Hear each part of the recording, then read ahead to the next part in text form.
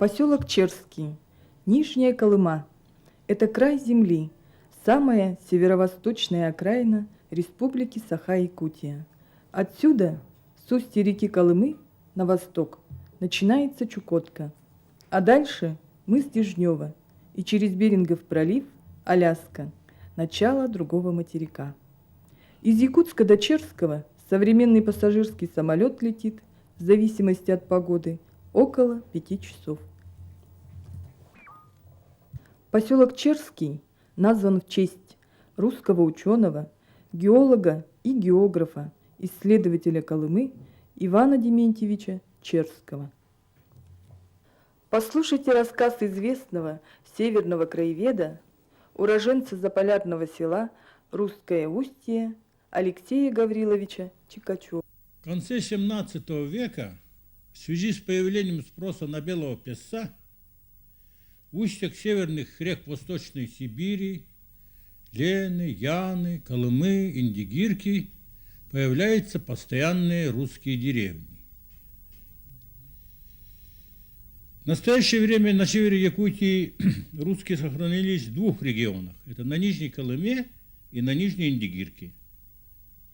Они представляют собой особую этническую популяцию, сложившуюся в результате длительного и сложного смешения русских первопроходцев с аборигенами, сюкагерами, якутами, чукчами. По антропологическим чертам они метисы, по способу ведения хозяйства близкие к юкагерам и северным якутам, по религии двоеверцы, сочетающие христианство с язычеством, по языку и самосознанию русские. Название села Походск происходит от слова «поход». Отсюда совершали казаки свои походы и на запад, и на восток против немирных чукчей.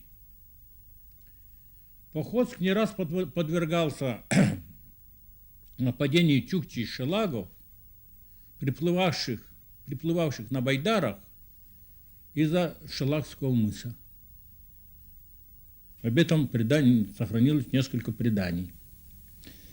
Основными отраслями хозяйства походчан являются это рыболовство и лов белого песца. Колымчане, выражаясь научным языком, ихтиофаги, то есть рыбоеды, если так можно выразиться. Рыба служила и служит им основным продуктом круглый год. Таровитые на сочинении песен, они воспели даже рыбные блюда. Вот такая у них песня есть, сочинение, частушка. «А селяжье тельно, распревкусное оно, а икряный барабанчик, да на рыбьем на жиру, а налимная уха, чудо прелесть хороша. А к тому же и пупки, что за прелести они». Походчане оказали неоценимую услугу полярным экспедициям, работая у них каюрами, проводниками, лоцманами, переводчиками. Это при их активном участии были открыты и описаны Медвежьи острова, западное побережье Чукотки и географическое изучение реки Колымы.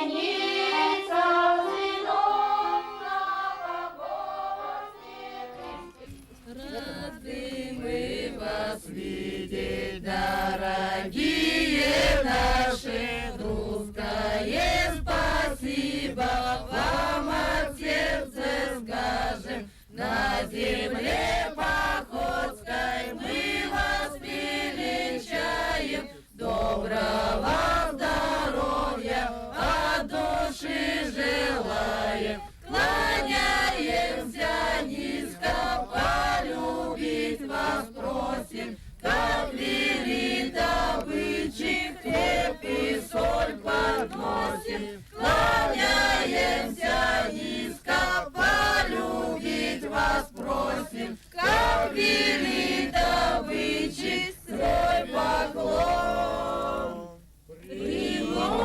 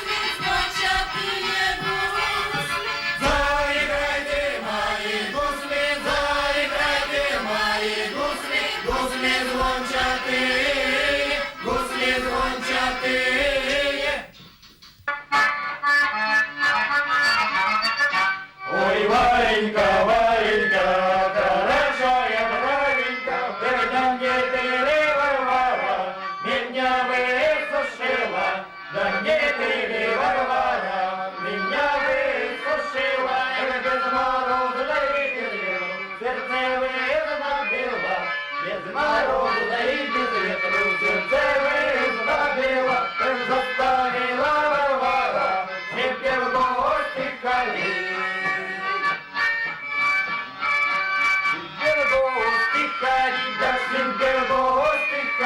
Да все подарочки носить, подарю я Вареньке, черевички, аленьки, да мы пойдем с тобой обратно, вот зеленый сад гулять. Ой, Варенька, Варенька, хорошая Варенька, когда не ты, Варвара, меня высушила.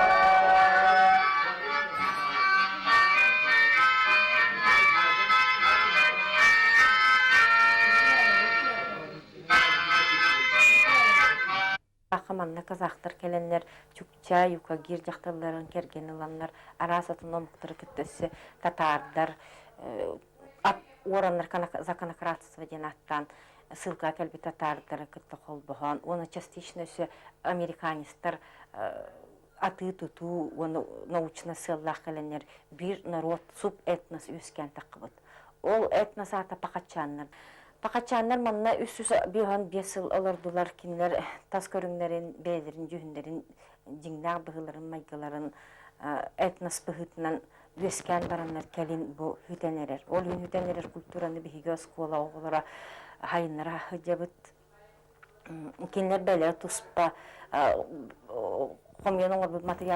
Субэтнос пахатчан составили приезжие казаки, которые женились на местных чукчанках и юкагирках, а также ссыльные татары и частично американцы. 355 лет живут пахатчане, сложившие свои обычаи, обряды, не похожие на культуру народов, живущих здесь. Основное занятие пахатчан – рыболовство и охота.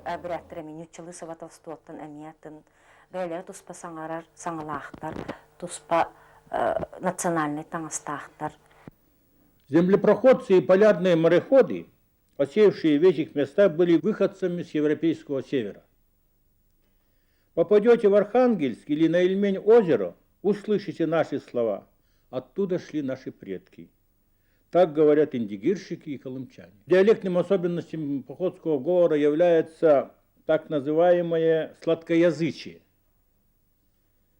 Оно выражается в следующем. «Л» перед гласными произносится как «и». Гоява, зойото, коима. «Р» перед гласными и твердыми согласными тоже произносится как и краткий «и». До йога, хойосо.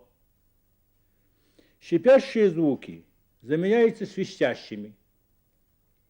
Сапка, шапка, пассажир, пассажир, каса, каша. О себе похотчане раньше говорили: какие мы юрские, мы похотчане, нижнекаимский народ. Вот как звучит на походском диалекте стихотворение Сергея Есенина «Белая береза». «Белая береза под моим окном, пинахия снегом съем на сей объем». Здесь с давних времен были распространены своеобразные напевы под общим названием андыльщины. Андыльщины представляют собой полуимпровизированные любовные песни, опевания, как мужские, так и женские. Вот отрывок из андыльщины, записанный еще в 1823 году в Врангеле. «Напишу я письмо не пером, не чернилом, напишу я письмо горючей слезой, отошлю я письмо с изокрылым голубком, полети с изокрылой во славный город Якутск, оборни там письмецо на косящее окошечко». Вот, если, а вот примерно так, вот, например, так пели на один мотив. А протяну я да проголоску, ой, да прожить я про свое. Вот, или вот. Не гонялся я, Мишаночка, за твоею красотой, а гонялся я, Иванович, за твоею да за русой, за косой. Вот так примерно каждый сочинял песни о себе и исполнял в основном наедине про себя. Думаю, что никто не может сказать прямо и конкретно ответить на вопрос, в чем очарование этого далекого села Походска на далекой окраине нашей республики. Но кто хоть раз побывал там, тот не может не полюбить этих людей, простых, честных, гостеприимных и жизнерадостных. При ассимиляции народов севера, чукчей, кагиров, эвенов, эвенков, якутов, частично американцев, татаров, казаков, тобольских, сибирских, образовался этнос, субэтнос похотчане.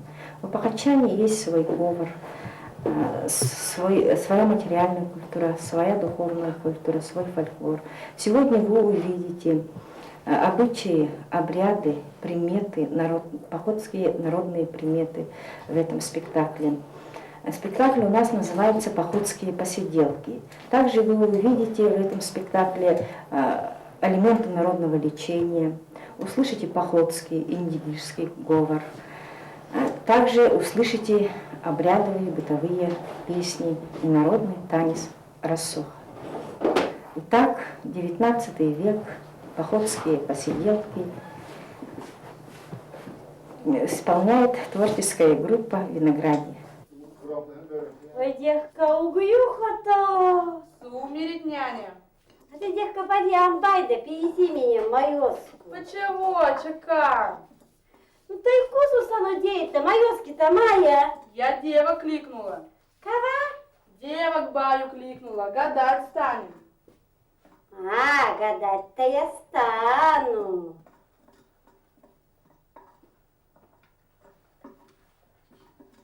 А где эти девки-то?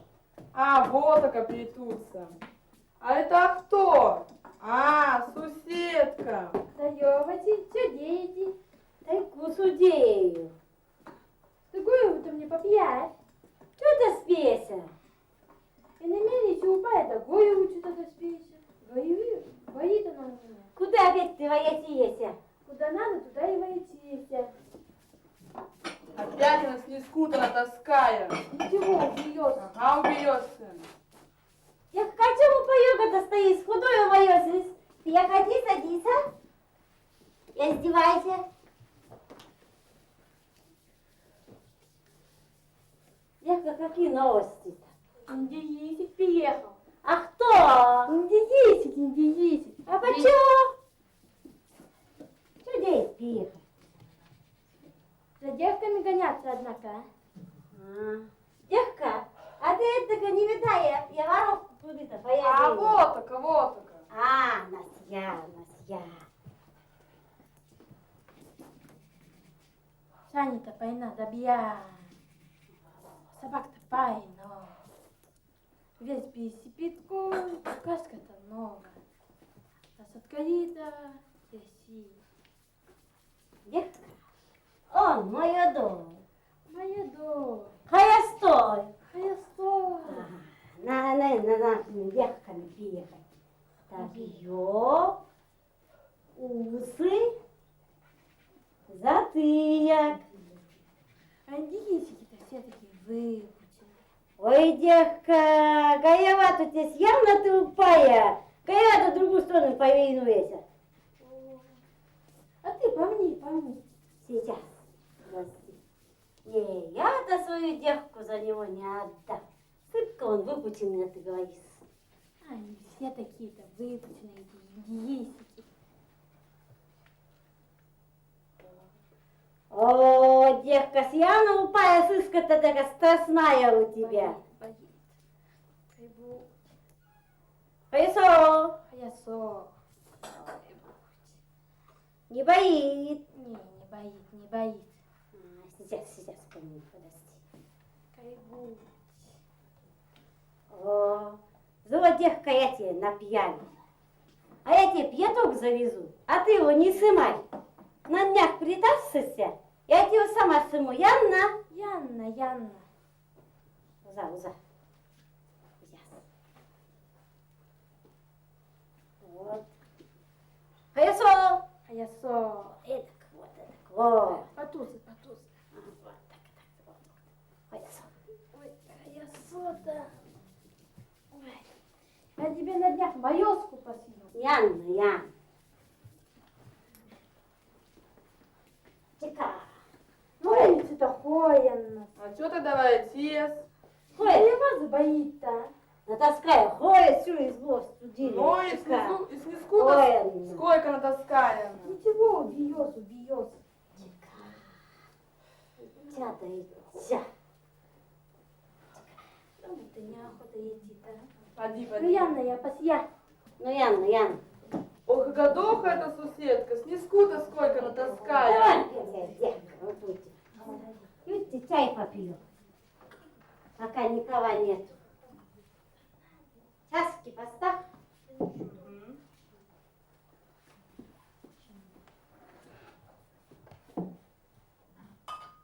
Девка, а ты сихая? Все, суседка сказала. Ага. Это индикисик пехай, моя дой. Хоя стой. Нет. А ты сегодня пойдешь с девками гадать, я с тобой повоюкуся. Довольно тебе. Повоюкуся, а то он тебя увезет, и я знать не стану. На эту посадить и знать не стану. Ну, Янна. А не твои девки-то. Что-то долго воечатся-то они. А, вот ока плетутся. Ой, Даёвати. Даёвати. Хоянно на улице. Даёник дует. Я ходите, я издевайтесь, стереваться станем. Опять, да, снизок натаскали.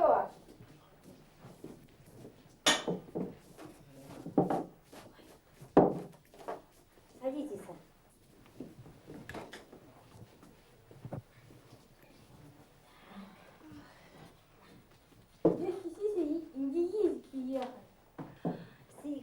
Ихарь, соседка приходи, говори.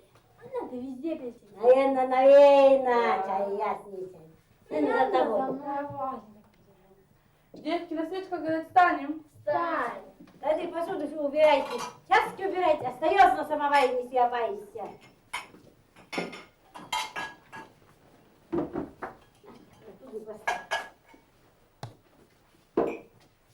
Вы не сметайте.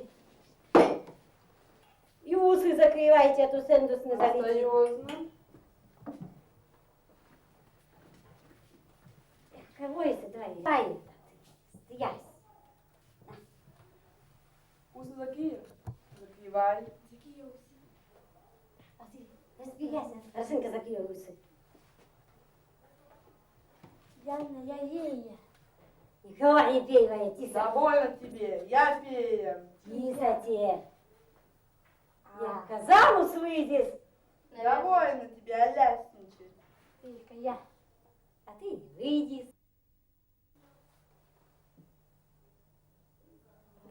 Гаи, замуж выйдешь. Кого недовольна? Выйдешь. Видите, на своих гадать. А если не присутствует? У меня пьесути есть. Нет, никого не. Нет, ты все маленько. А у меня? И все маленько, вот это Хаясенко делает. Да. У меня так, 10. Еще чуть-чуть. Ну-ка, покажи. У тебя кто? Не, никого. Все маленько. Ну все, давай, Окси.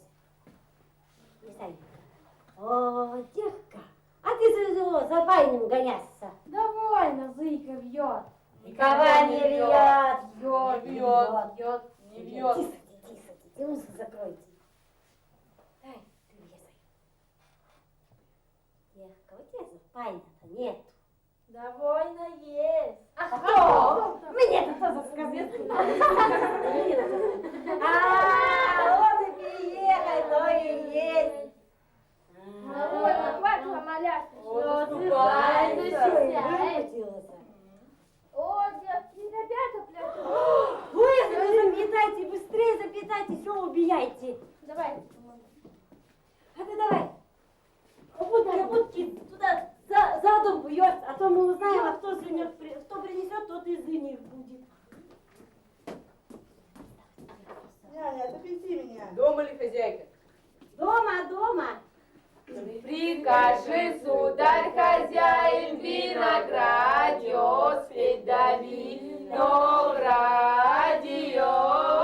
красно-зеленое, новую горенку зайти, да вдоль по горенке пройти, да виноградье, красно-зеленое, коляда, подавай пирога, да не подашь пирога, отворяй ворота.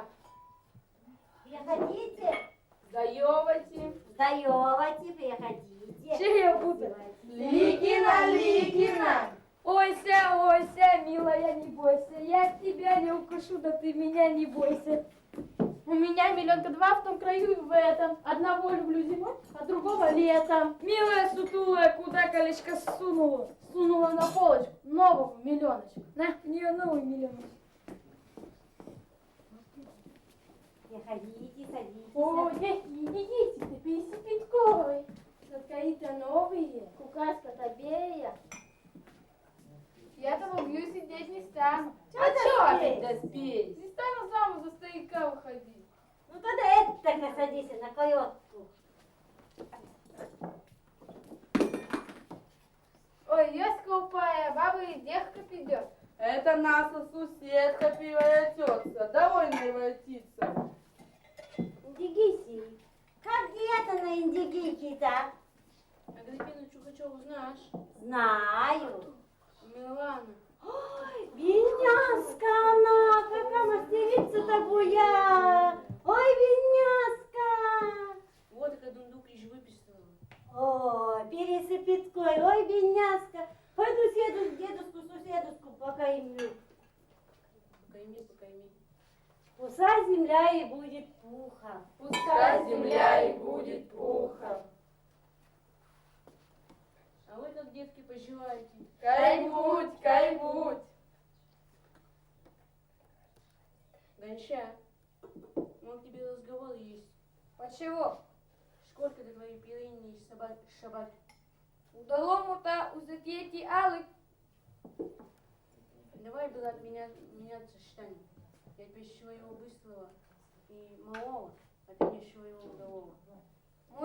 Нет, мой удалой всех ваших собак стоит. Уза, не да. Ну ладно, не дашь, так не дашь. А где ты свою упряжку оставил? На мундукане. Девка, а это кто у тебя на сей-то? Это на ярмарке поменяем. Сними. Не сыму, ты Покажи. повез. Ты повез. Не, покажи. Ну, Янна, ты только смотри, не порви. Да не пойму, не пойму. Смотри, Девки. не порви. Давай, Подожди. Никого не воеватая. Яна, давай. Кай-будь. Кай-будь. Ян. Не порви, Девки. Объяснить такая. Грязные Кипятко. Дай мне. Кай-будь. Кайбуть, кайбуть. Давай, давай.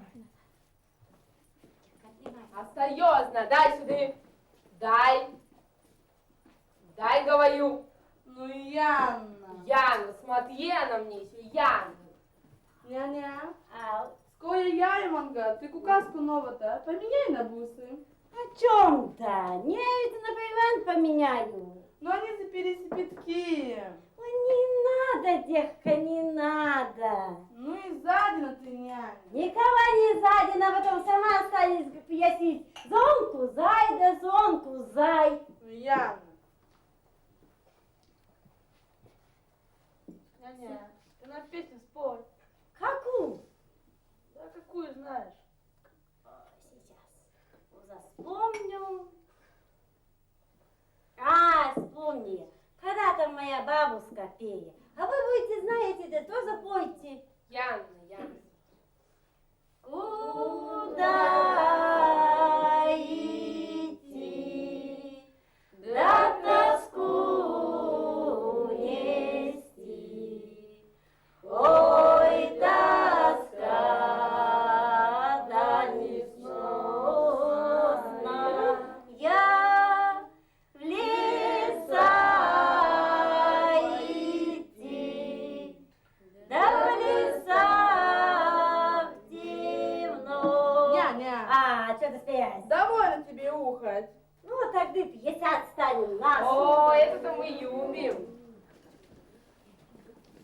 Осторожно, не уроните ничего. Тарska, да тут маленько подвиньте. Стой, уберите.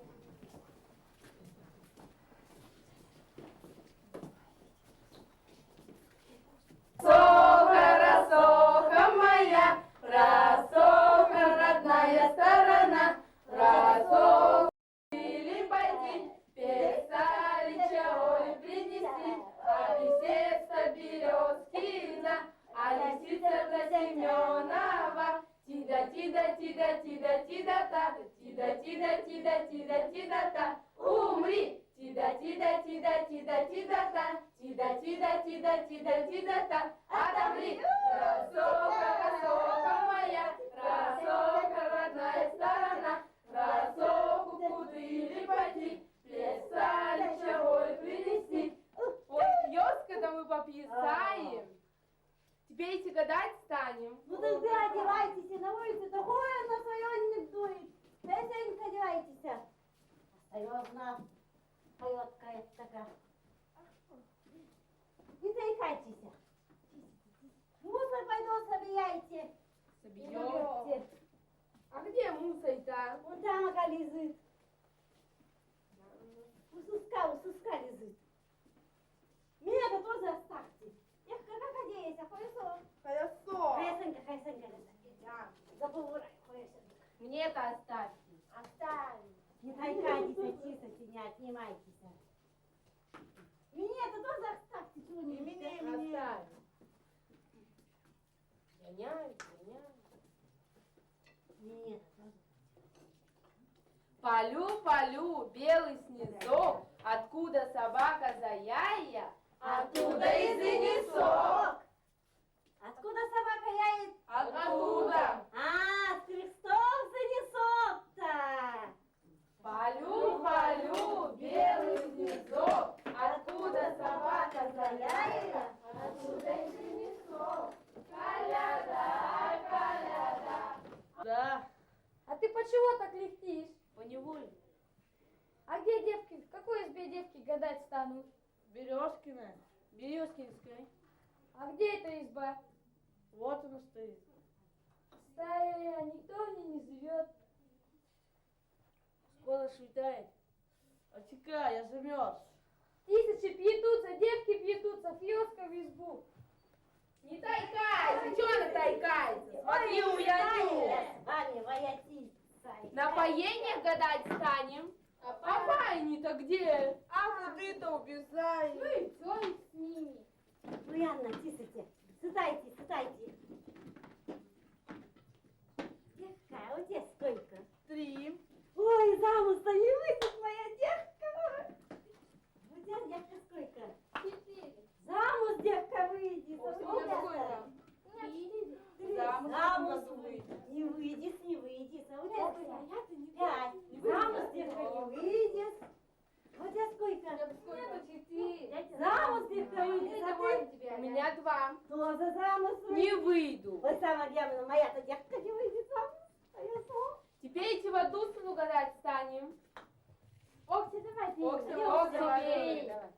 Ой, дом-то ясный. Ой, там что-то мохнатое. Замуж девка выйдет. выйдет. Я. Давай.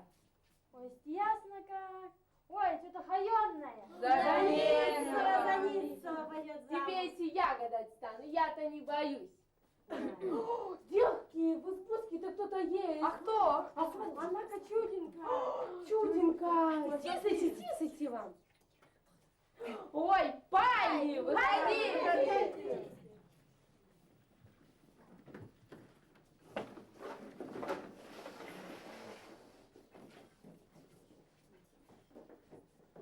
Бая и почего песни, моя дыр почего песни, княгини мы пришли невест смотреть, моя дыр мы пришли невест смотреть, бая и покажите жениха, моя дыр покажите жениха, княгини вот нас женихов. Моя дыр, вот нас женихов.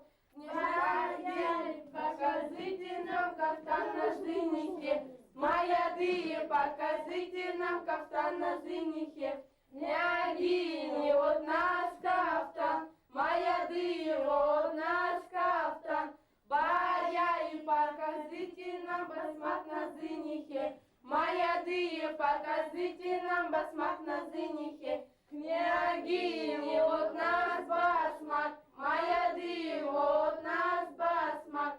Бая, и покажите нам кайпак на женихе. Моя дыр, покажите нам кайпак на женихе. Княгиня, вот наш кайпак, моя дыр, вот наш кайпак. Бая, и поздаёвайтесь, моя дыр, поздаёвайтесь. Княгини, как прикажете, моя дыр, как дозволите, бая и вам приказано, моя дыр вам дозволяна. Ой, девки, кутки на гости приехали. Няня, бусы-то. Какой способ? Я не стану. Карабин с патронами. И куски ножей тоже хороши. А я пойду просто посмотрю. Романы, пойдемте посмотрим. Пойдем, пойдем. Тайковцев. Мы попились на Яймайку. До повидания.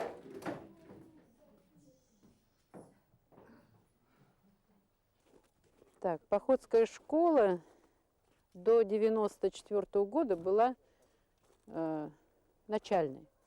А с 94 году в ней обучалось 43 человека. С 94 года она перерастает в неполную среднюю школу.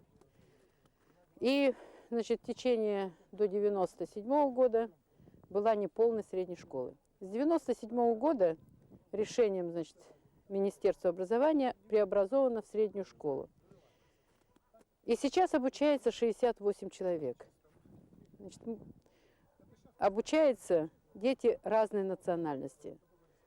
Из них 45 человек русскоязычного населения, коренного населения, которое проживает в Похотске. Есть таджики, есть румыны, есть, значит, юкагиры, эвены, чукчи, якуты. Но все, в общем-то, живут дружно одной семьей. Дети заканчивают здесь 11 классов и поступают. За 4 года, которые существуют у нас уже как средняя школа, 17 человек закончили среднюю школу. Все эти дети практически обучаются или в среднеспециальных учебных заведениях, или в высших, очно или заочно. Задача нашей школы, чтобы все-таки дети заканчивали здесь школу и затем продолжали обучение и возвращались в это село. Для того, чтобы выросли свои национальные кадры для развития поселка. В перспективе, в общем-то, мы видим здесь большую, хорошую школу, типовую, чтобы был хороший спортивный зал, плавательный бассейн, спортивный комплекс, чтобы дети могли отдыхать, учиться, получать знания. Ну, в общем-то, сейчас пока еще нашим коллективом маленьким, который у нас здесь работает 8 человек, мы стараемся дать как можно больше знаний нашим детям.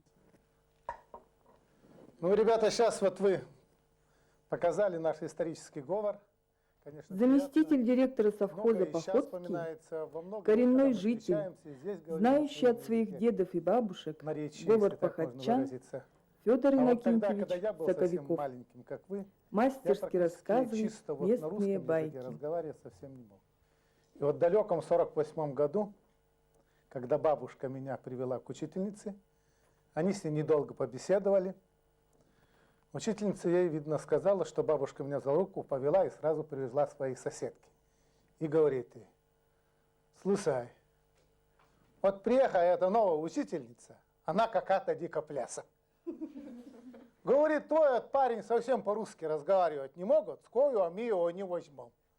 Я ей говорю, он что, у меня американец или кто? Как мы говорим, так и он говорит. Таким образом, меня на целый год, только в 49 году. Потом, конечно, я стал приучаться, встречаться с русскими, как говорится, чисто русскими людьми. В общем-то, вот этот говорок и пошел. Тогда в те времена не было у нас ни телевизора, ни кино. И вот часто вот так вечерами собираемся. Естественно, большое уважение мы имели своим старикам, дедам и вообще людям, которые умели рассказывать. В общем-то, может, я могу сказать с большой гордостью, что вот мои деды, с которыми я долго жил, мой дедушка, родной дедушка Соковиков Иннокентий Михайлович, он умел и рассказывал такого, знаете, характера, исторического характера. Я бы сказал, такие тяжелые истории, большие воспоминания. Ну, в общем-то, было долгими вечерами, могли по несколько часов говорить, рассказывать. И вот люди сидели, как вы, внимательно его слушали. А второй дедушка мой, ну, двоюродный дедушка, тот, вы знаете, такого характера был, ну, типа как баламут, говорит, вот так бы сказать. Любил байки рассказывать, там всякие, сам стихотворения рассказывал. Вот когда отсюда воровали с Похотском, в Нижнеколымске жили, украли он свою невесту. А потом и говорит, он подвей 12 кобелей и мией пьякать не велей. И на собачьей нарте ее отсюда увез. И вот когда пришли сюда вот уже в 40-е годы, чисто такие русские мужики с русским говорком, ну и смотрит этот дедушка мой, Михаил Сергеевич, прекрасно вроде бы владеет, рыбалку знает, все, и бригадиром его. А в общем-то он никогда хорошо-то и не рыбачил, он все байки рассказывал. Ну и говорит ему, ну приехал ему директор, говорит, ну что ж ты так рыбы-то мало поймал? Так говорит, не я виноват, а бригада, а почему?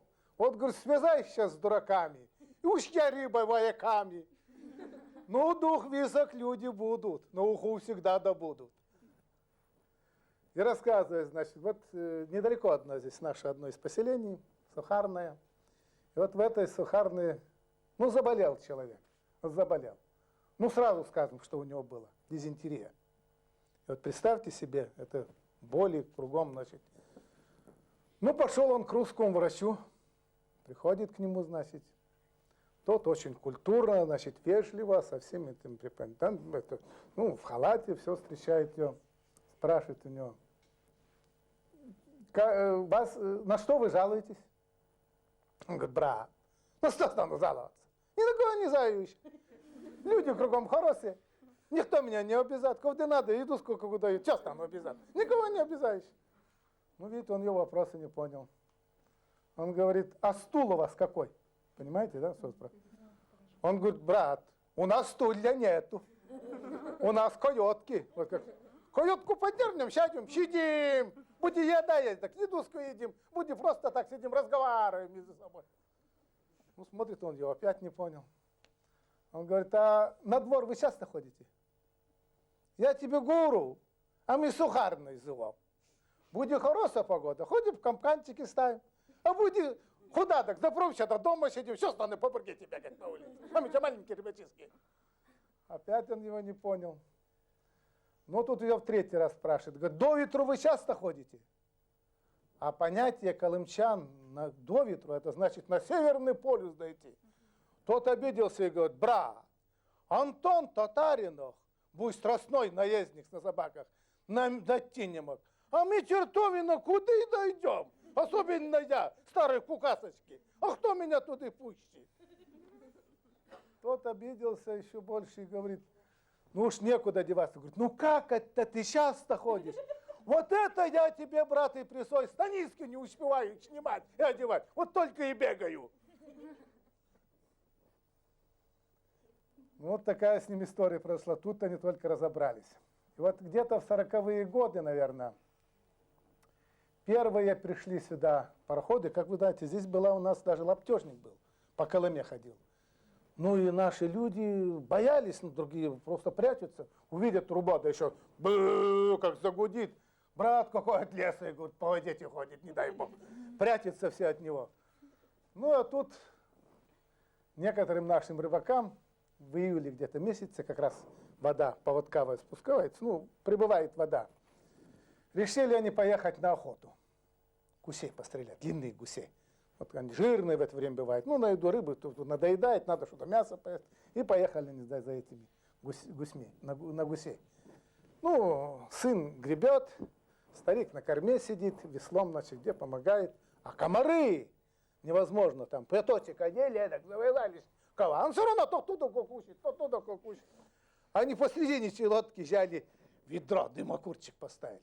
Вот он и дымит у них. Едет катер, этот пароход идет, а у них на корабле взяли нашего парня, Кеша Бережнов его звали, я еще даже помню. Ну вот он, значит, сидит, но тоже по-нашему разговаривает. Вот капитан смотрел подзорную трубу. Где, говорит, у нас там Иннокентий? Здесь он, позовите его сюда. Иннокентий, ты говорил, здесь никаких катеров нету, никаких моторных лодок. Смотри, вон какой-то корабль маленький дымится. Тот посмотрел, это наши рыбаты. Видно, в гусей поехали. Это дымогурчик у них дымится. А никакой, какой катер станет быть? Ну, гребут они, значит, на веслах, представляете, тяжело. Едут. Ну, катер говорит, подверни, посмотрим, что там за... Все-таки интересно стало. Ну, подъезжает к нему, значит, вот катер, лодка причалит. Привет, мужики! Здравствуйте, рыбаты, здравствуйте, здоровайте. Куда вы едете? Мы на Анюй. А ты куда? Я тоже на Анюй. Говорит, а ты покуда? Катер говорит, ну нам сказали, вот надо. А он говорит, Лизаковочка идти, поедем. Это напрямую, совсем тонко. Вот такая. Он говорит, а там что, глубоко пройдет нас катер? Когда? А чем не пройдет? Просто небесная-то высота, да что морская-то глубина, эти одинаково. Ну, тот посмотрел на механика и говорит, слушай, ну и что, сами проведем, короткую дорогу знаем, старику поможем. Давай, поехали. Когда? Поедем, что рватый? Ванька, все, из шлюпки вытаскивай наверх, будь шлюпку-то не утопили. Все, значит, вытащили туда, сели. Ну, он знает, за 3-4 поворота, а там все мель. Куда поедешь? Там и веслах-то обмеляется. Ну, ему же интересно, хоть провезут его. Все их обманывает нашего брата. Думаю, хоть я их обману раз. Ну, поехали, гребет. Вернее, сели в лодку, а на корабле. Он ему говорит, капитан, ты, Петро, тут рядом со мной стой, если что, сразу. Когда? Я куда уйду? Только стану с вами сидеть. И вот раз обмыляться лодка-то начала. Бррр. Ну, что такое, капитан? Что? Это ты туда не смотрите, вон туда вперед-то смотри. Видишь, он покляпочка-то стоит. Он говорит, ну и что? Это там кислица растет. Мизнее варенье деяем.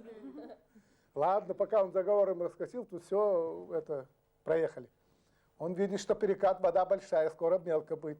Ванька, ищи шлюпку, езжай. Все скидывай. Сам там око сиди. Я нозик возьму, все сразу нозик отрезом, сразу оттянем, пускай они на милите посидят.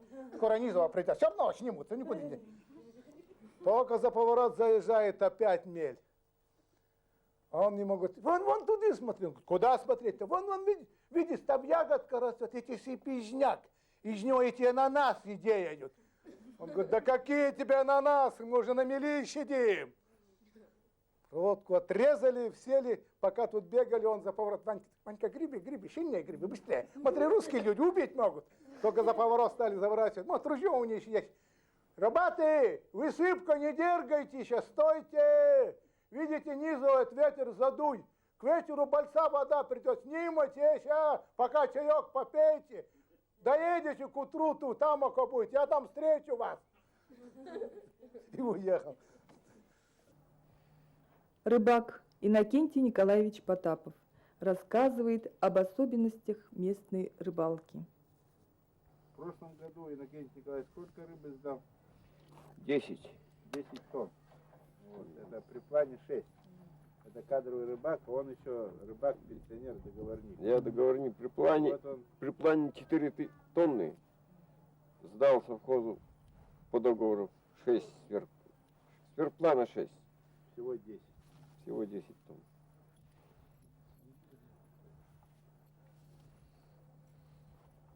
Фельтикосовый. Это что такое? Это наполовину с этой с нитки тряпка. Сейчас это капрон, а тогда фельтикосовый. Ну, с ними проблем было.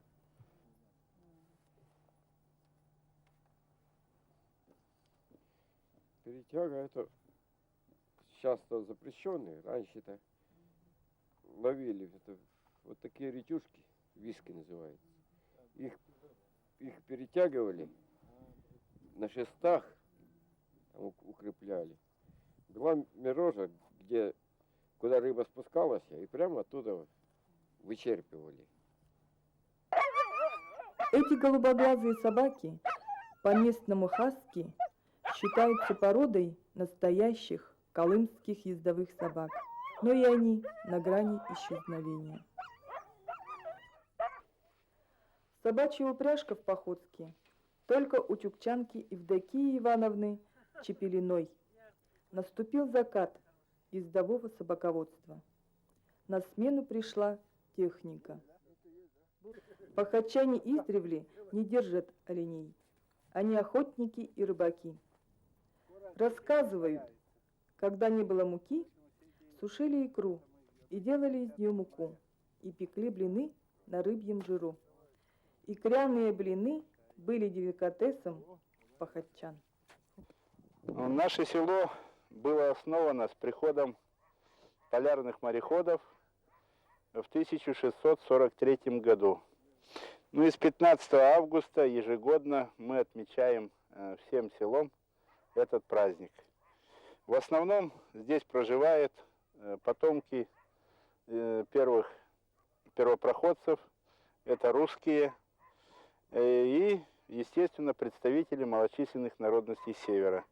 Это чукчи, эвены, юкагиры и якуты. Вот всего походской национальности 11. И даже редкие у нас встречаются, это румыны, есть таджики, татары. Вот, но всего 11 национальностей. Проживаем мы дружной семьей. Уже из поколения в поколение эта дружба у нас не иссякает, наоборот, крепнет братскими, ну, можно сказать, такими семейными узами даже, родственными. В основном наше население занимается рыбодобычей. Это самый основной вид промысла и нашей среды обитания, можно так сказать. Река для нас это все. Это кормилица, это наш дом, это наше благосостояние.